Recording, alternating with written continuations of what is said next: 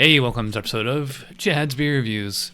So October is in full swing. It's time to review some Oktoberfest beers, although I already have. This is from the brewery, from the makers of 𝓑𝓮𝓮𝓲 and 𝓑𝓻𝓮𝓮𝓲𝓹𝓽𝓮𝓲𝓸, Toppling Goliath limited edition Oktoberfest Lager. Don't say much about it in the can. 5.2 ABV. Unfiltered beer. Sediment is normal, although it's not normal in a lager, especially not in Germany. And this is fairly fresh, canned on July 17th, so about a little over 2 months old. So I pour it into my Chad's Beer Reviews Nonic pint glass. Link in the description below if you want to get your own. And it's I would call it an amber, almost orange. Very effervescent, although that's from the nucleation points on the bottom of the glass here. Got about 2 thumbs worth of foam. Kind of for a lager, it's actually pretty frothy. It kind of looks like an IPA kind of ahead. Smells like a pretty standard Oktoberfest. I get kind of like the brown maltiness, pretty bready.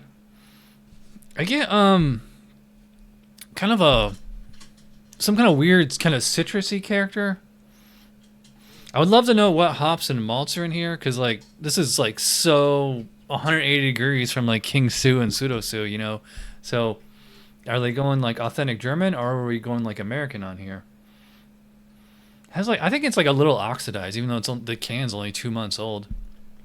I would say like it's not like super aromatic. To me, it just smells like it's kind of a toasty, kind of caramelly lager. Really, a marzen should be much more toasty and bready. So let's see what we're in for here. Cheers.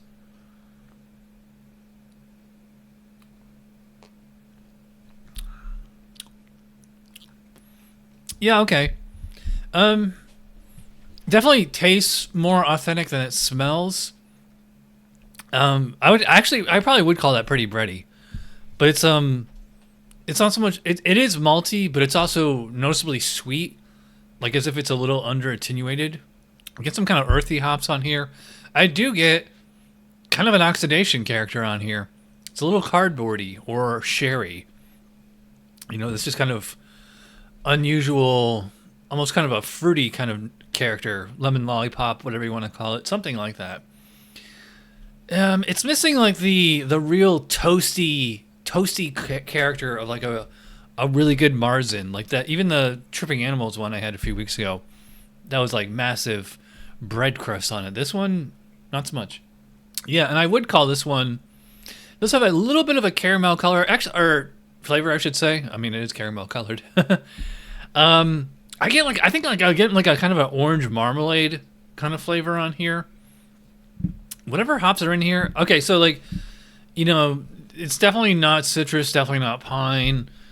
I mean, I guess if anything, it's kind of earthy. It's definitely not peppery or spicy like a lot of the noble hops. It's not very floral either. So it's the bitterness on this one is fairly low, which is kind of ironic because I find that the sweetness on it is fairly high, at least for the style. Yeah, there's something off here.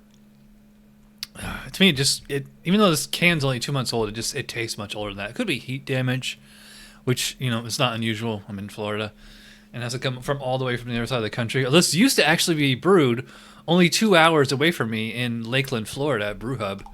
But I guess they finally got their own brewery there in Iowa. It's funny because like this actually kind of drinks like a ale. It has like a kind of medium kind of mouthfeel, but also like a very soft texture, although that's pretty normal with this glass. Yeah, so I would say it's like fairly malty, slightly oxidized.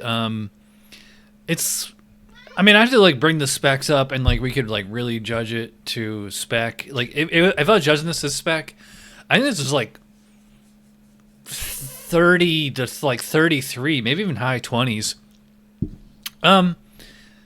It's not that I don't like it. It's just that it's like not really doing a lot for me. Again, like a little bit of a off flavor on there. I think it's either age or heat damage or both.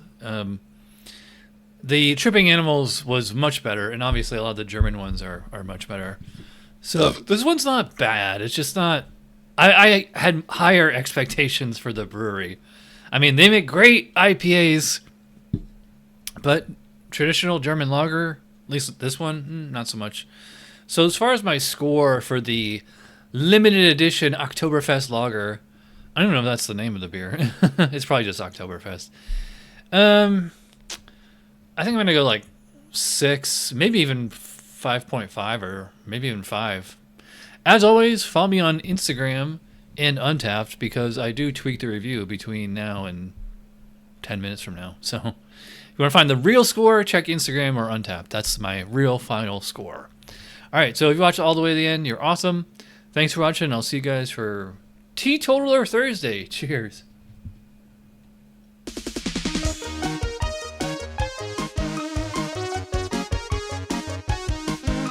Somebody brewed it. Chad just reviewed it. Thanks for watching Chad's beer reviews. Trust me, the next episode will be a lot better.